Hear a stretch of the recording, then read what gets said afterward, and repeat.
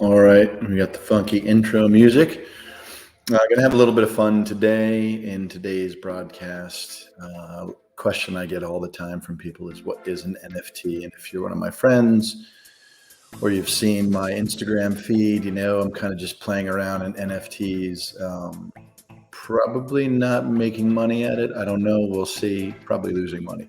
Um, but I'm doing it for educational purposes, and I'll talk a little bit about that today, and I'll explain that to you as well. Also, wearing this special NFT shirt, get it? NFT shirt for today's broadcast. I'll talk about that a little bit as well. I always have to start out with a quick legal disclaimer, especially when it comes to NFTs. This is not investment advice. If you are, as my buddy says, a degenerate gambler and you just want to light money on fire and throw it away, buy some NFTs.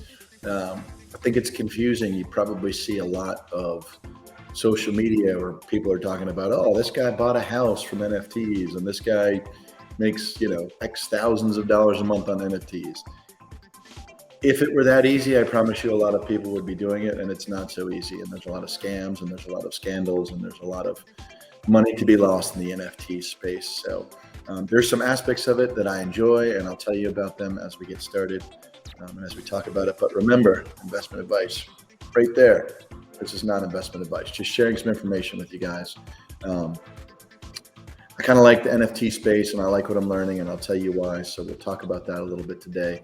And I'll take you through in maybe 10 minutes or less, sort of what is an NFT, where can you buy NFTs, and what's the point behind NFTs? Am I just buying a JPEG? Yeah, kind of an ape or a CryptoPunk or whatever else it is out there. Yeah, kind of. So if you like the art and it's something you're into, and you have an interest in doing a little bit more than just using it for your profile picture on your social media, then maybe it's something you want to look at. So we'll talk briefly about it. You probably know that the acronym or the letters NFT stand for non-fungible token, but what does that mean?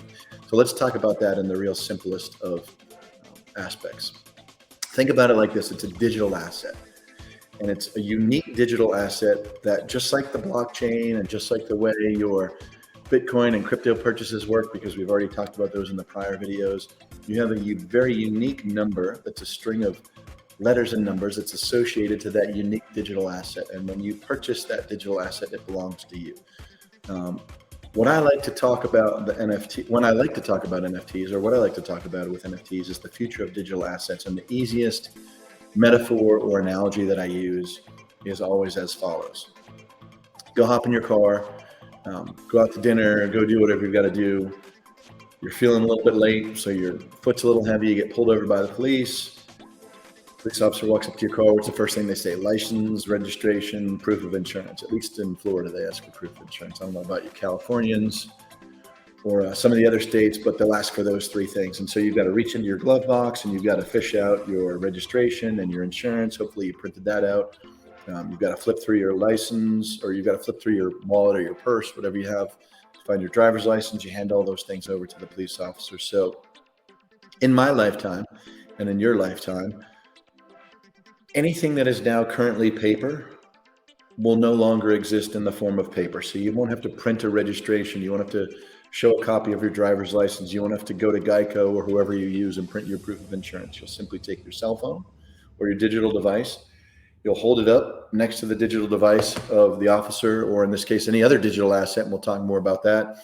And you'll be able to show that information or transfer it via Bluetooth over to the person who's asking you for it. So in this case, you show the police officer your license, your registration, your proof of insurance, all unique digital assets that belong solely to you, that can't be hacked or stolen or taken away. And in future broadcasts, we'll talk more about other cryptocurrencies and what they are doing to the digital asset community. But one of the things that excites me and why I'm willing to spend some time and effort and money now learning about NFTs and this process is I do understand and believe very strongly in the future of digital assets and how that technology will change how the world operates now. So without further ado, let's talk a little bit more about some of the fun stuff in NFTs and what they mean. But in general, just remember that you want to think of it as a digital asset. Anything that exists today and is a piece of paper or a document, will no longer exist in the future that you and I know as all of these change and as blockchain technology is used to streamline that whole process. So it's kind of cool. I already jumped ahead of myself and got into digital assets and use, and one example that I like to use, which is the story I just told you guys. So let's jump into what people commonly think of when they talk about NFTs, or like the one here on my shirt that I'm wearing, which is from a project that I got involved with through Nick Black, and it's his Styx OG program that he did. So I like to think about, one of the things I like to think about when I look at NFTs is, other than having maybe some cool JPEG, is there some other use or form or a functionality or reason why I would want to buy this? And so an example would be this JPEG of a Styx OG that the team behind his project created. One of the reasons that I bought this NFT was that it gives me access to Nick and to his strategies on how he views crypto and the future of crypto and investment opportunities and global markets and the economy and how to tie everything together. And he's somebody whose opinion I value. And so buying his NFT was kind of like joining a private club where there were only 20 NFTs that were issued as part of his collection. So in the future, I'll receive more NFTs from his collection because I was one of the first original 20 holders of that. And I will gain access, already have gained access to special sessions that we have where we can have Q&A periods and we bounce ideas from each other. We do group video conferences and we talk about what we see going on in the marketplace. And I think if I were to pay for this service, or if I were to hire guys like him to help me understand these things, I would be paying hundreds, if not thousands of dollars to learn from people in the industry who are better at doing what they do than I am. And that's how I learn, is I watch people who know what they're doing. So it's no different than podcasts that you may watch for education value or entertainment value or news or however it is that you learn what you do. Hopefully you're learning something from this broadcast now and you're not paying anything for it. So there you go. It is worth what you paid for it. But in any case, I like to look at NFT projects that, one, have some kind of a use or utility or reason for me to own it, other than I just think it's cool. The one I have, I'll show you guys in a minute.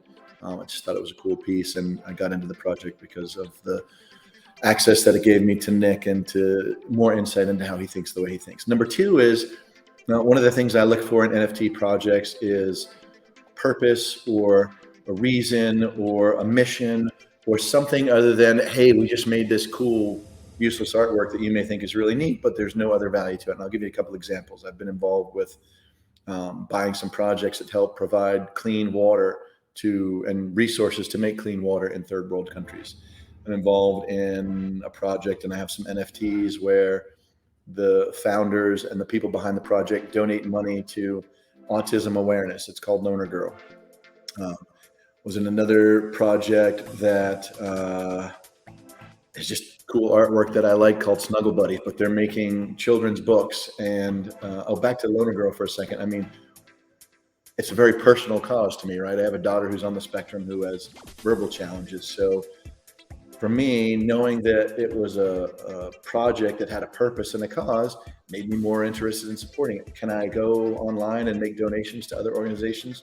Sure, but is this something that I can use in a community where I can learn more about what's going on in the autism community? So, along those lines, I tend to want to look for projects or programs that I can get involved with because they have some kind of a meaning to me, whether it's veteran focused because I'm a veteran, or autism projects, or awareness of other social issues. To me, those are kind of cool. And again, remember, I know I'm just buying a JPEG and I'll probably never make any money from it if I want to resell it again, but at least if I know that a portion of the proceeds are going to help promote another cause that's bigger than the project and raising awareness, that's kind of a cool added bonus for me. So let's take a quick look at one of the sites that I use for buying and selling JPEGs, also known as NFTs. And this is public information too, right? So this isn't any secret. All you have to do is look me up. I'm easy to find, or search some of these things on OpenSea and you can find out who the owners are, and I'll show you how to do that real quick. Let's get my mug out of the screen here and give you a full screen. So OpenSea looks rare, a bunch of different platforms you can use to buy and sell NFTs.